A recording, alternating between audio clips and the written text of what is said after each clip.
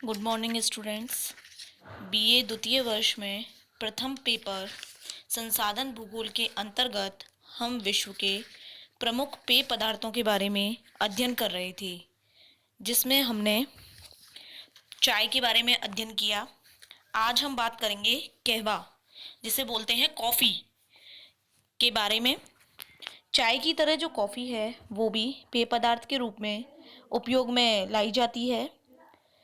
समय के साथ धीरे धीरे इसका उपयोग जो है वो काफ़ी तीव्र गति से बढ़ रहा है। सबसे पहले जो कहवा था वह अफ्रीका के पूर्वी भाग में इथोपिया के पठारी बाग में एक कैफा प्रांत है, उसमें एक झाड़ी है, उस झाड़ी के रूप में पाया गया था, जिसका प्रयोग वहाँ के स्थानीय लोग करते थे। धीरे धीरे जब लोगों को इसके बारे में जानकारी होने लगी तो यह लाल सागर से होते हुए सऊदी अरब ले जाया गया और फिर अरब के लोगों ने इसकी गुणवत्ता के बारे में पहचान करी। उन्होंने पाया कि इसके अंदर बहुत गुण हैं और एक तरह से ये एक स्फूर्तिदायक पेय पदार्थ है। फिर उसके बाद में अरब के लोग इसे यमन प्रदेश में लेके गए और वहां जाकर के इस पौधे को लगाया। वर्तमान में अगर हम बात करें तो यमन का मोचा कहवा विश्व में बहुत ज़्यादा प्रसिद्ध है। मोचा कहवा एक ब्रांड है कहवे की, जो बहुत ही अच्छी क्वालिटी का माना जाता है। फिर अरब के क्षेत्रों से ही इसे विश्व में अन्य क्षेत्रों में ले जाया गया। वर्तमान में बड़े बड़े बागानों में कहवा का उत्पादन किया जा रहा है। कहवा का उत्पादन करने के लिए सबसे पहले उसकी क्यारियां तैयार होती हैं और क्यारियों में पौध तैयार होती हैं। उसकी क्यारी बना दी जाती है, फिर उसमें पौध तैयार होती हैं। पौधों को फार्म में ले जाकर के फिर पंक्तियों में लगाते हैं। इसके बाद में कहवे का जो पौधा है उसे धूप से बचाने के लिए उसके आसपास केले जैसे छायादार पौधे लगा देती हैं, जिससे कि वो धूप से उसकी बचाव होता रहे। कहवे का जो पौधा है वो 6-7 वर्षों में फल देता है। इसमें इसका उपयोग जो है वो शरीर में स्फूर्ति देने के लिए किया जाता है, क्योंकि इसके अंदर क्या होता है, कैफीन नाम का एक उत्तेजित तत्व होता है, जिससे हमारी बॉडी को क्या मिलती है, स्फूर्ति मिलती है, ताजगी आती है। वैसे तो कहवा का जो पेड़ होता है वो 9 मीटर तक बढ़ता है, लेकिन व्यापारिक दृष्टि से, जैसे कि चाय का पौधा है, उसको भी व्यापारिक दृष्टि से 1.5 से 2.5 मीटर तक रखते हैं। मतलब जो चाय का पौधा है उसे भी छोटा ही रखते हैं, 1.2 समथिंग। तो इसी तरीके से जो कहवा है उसे भी व्यापारिक उद्देश्य से केवल 1.5 से 2.5 मीटर तक ही ऊंचा रखा जाता है। वास्तव में ये 9 मीटर तक बढ़ सकता है, लेकिन क्या करते हैं, धीरे धीरे काट छांट कर देते हैं, जिसके द्वारा इसका जो व्यापारिक है, यानी इसमें ज्यादा से ज्यादा फलों की प्राप्ति हो सके और ज्यादा से ज्यादा जो है ये व्यापारिक दृष्टि से इससे इसके माध्यम से कहवा का उत्पादन किया जा सके। सबसे पहले हम बात करते हैं कहवा के प्रकार के बारे में। कहवा कितने प्रकार का होता है, जैसा कि आप देख सकते हैं चित्र में आपको ग्रीन ग्रीन छोटे छोटे गोले नुमा बेर जैसी आकृतियां दिख रही हैं। ये है कहवा के फल। जैसे ही ये रेड हो जाते हैं, कुछ इसमें से आपको रेड भी दिखाई दे रहे हैं, जैसे ही ये लाल होती हैं इनको तोड़ लिया जाता है, इसका मतलब ये पक गए हैं। फिर इनको सुखाया जाता है और सुखाने के बाद में जो है इन्हें पीस करके कॉफी तैयार की जाती है। इसकी भी अलग अलग प्रकार की किस्म हैं, लेकिन अगर हम व्यापारिक दृष्टि से बात करें तो मेन 3 किस्म आती हैं। सबसे पहली आती है अरेबिका। सबसे अच्छी जो है वो कहवा की किस्म है ये, और इसकी क्वालिटी जो है वो बेस्ट क्वालिटी मानी जाती है। जो मोचा कहवा है जिसकी मैंने बात की यमन में, वो मोचा कहवा जो है वो इसी अरेबिका किस्म से बना हुआ है। विश्व में जितनी भी किस्म कहवा की उत्पादित होती हैं उसका 3/4 भाग जो है वो अरेबिका किस्म का होता है। इस जो ब्रांड है अरेबिका, इसका उत्पादन अरब प्रायद्वीप के अतिरिक्त ब्राजील और पूर्वी अफ्रीकी देशों में उत्पादित किया जाता है। इसके बाद दूसरा आता है रोबस्टा। रोबस्टा जो है वो पश्चिमी अफ्रीकन किस्म का कठोर कहवा है। इसका अधिकतम उत्पादन कांगो क्षेत्र में किया जाता है।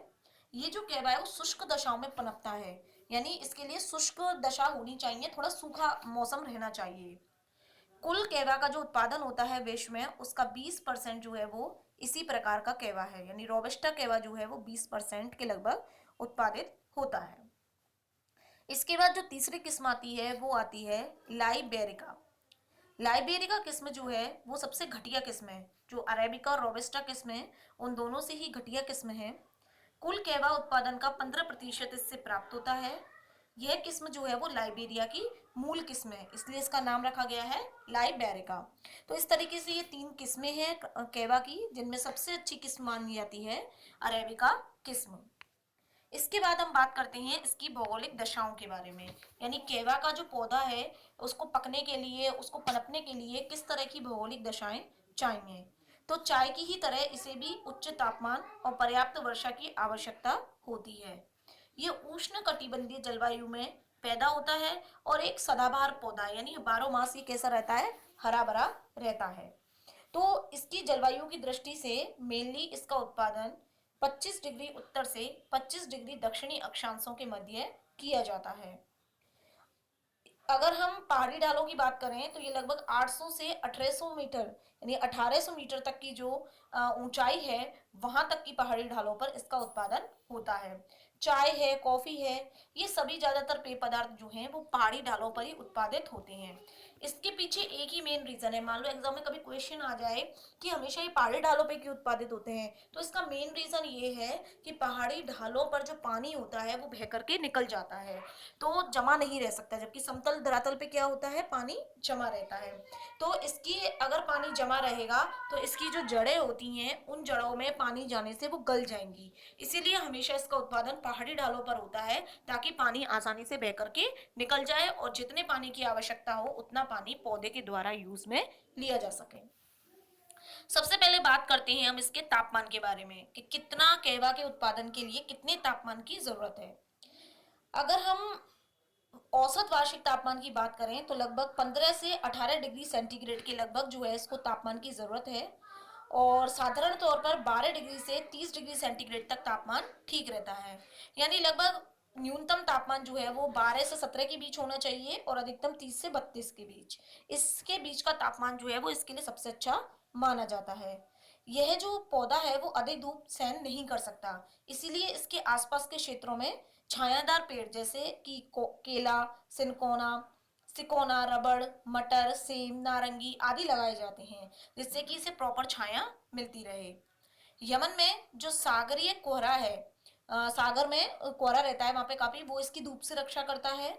और इसके अलावा इसके लिए उष्ण वर्षा ऋतु और शुष्क शीत ऋतु बहुत ही उपयुक्त रहती है, यानी गर्मियों में बारिश हो और सर्दियां कैसी रहे, सूखी, सर्दियों में बारिश नहीं होनी चाहिए।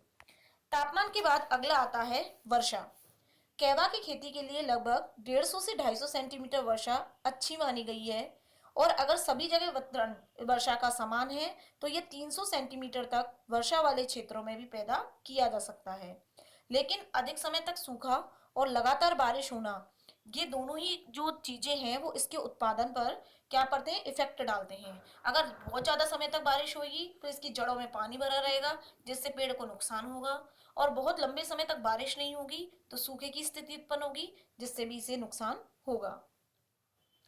ये जो पौधा है, पेड़ है, जैसा कि मैंने पहले भी बताया, लगभग 900 से 1800 मीटर की ऊंचाई तक इसका उत्पादन होता है।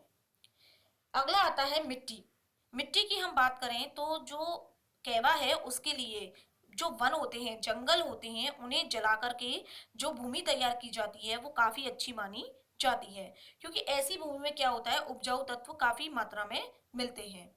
कहवा के लिए लोहांश युक्त मिट्टी जैसे कि दोमट मिट्टी, ज्वालामुखी के लावा से निकली हुई जो मिट्टी होती है वो उपयुक्त मानी जाती है, क्योंकि इसमें वनस्पति और लोहा दोनों की ही मात्रा काफी देखने को मिलती है। मिट्टी के बाद आता है धरातल। धरातल जैसा कि मैंने बताया समतल नहीं होना चाहिए, पहाड़ी होना चाहिए, क्योंकि इनकी जड़ों में पानी इकट्ठा ना रहे, क्योंकि जल इकट्ठा रहने से इनकी जो जड़ें हो जाती हैं वो सड़ने लगती हैं। तो ढाल युक्त जो पठारी भाग होता है वो भी इसके लिए काफी उपयुक्त माना गया है। और लास्ट जो आता है हमारा वो है श्रम। श्रम के अंतर्गत हम बात करें तो जैसे कहवा के पेड़ हैं उनको लगाने, जैसे क्यारियां तैयार होती हैं तो क्यारियों में पोत तैयार होती हैं, तो उसके लिए उन्हें रोपने के लिए, फिर वहां से उखाड़ करके फार्मों में लगाने के लिए, फल को तोड़ने, उन्हें सुखाने, भूनने, पीसने, डिब्बों में बंद करने के लिए सस्ते श्रमिकों की जरूरत होती है। तो कहवा जो है उसके उत्पादन में अधिकांश क्रियाएं मनुष्य द्वारा की जाती हैं, तो श्रम जो है वो विशेष रूप से उल्लेखनीय है। इसके अलावा अन्य जो भौगोलिक दशाएं उसमें बात करें तो जैसे कहवा तैयार होता है और तैयार होने के बाद उसे बाजार में पहुंचाना होता है, तो बाजार में पहुंचाने के लिए परिवहन के साधनों की जरूरत होती है। इसके अलावा जो उपभोग की मांग है वो भी होनी चाहिए, यानी बाजार में जो कहवा है उसकी मांग ज्यादा होगी, तभी क्षेत्रों में जो उत्पादन है उसको प्रोत्साहन मिलेगा। तो इस तरीके से चाय की तरीके से ही जो कहवा है उसकी भी कुछ भौगोलिक दशाएं हैं जिनके अंतर्गत जो है वो कहवा का पेड़ डेवलप होता है। अब हम बात करेंगे इसके प्रमुख उत्पादन और उत्पादक क्षेत्रों के बारे में, जिसे पढ़ेंगे हम अपने अगले लेक्चर में।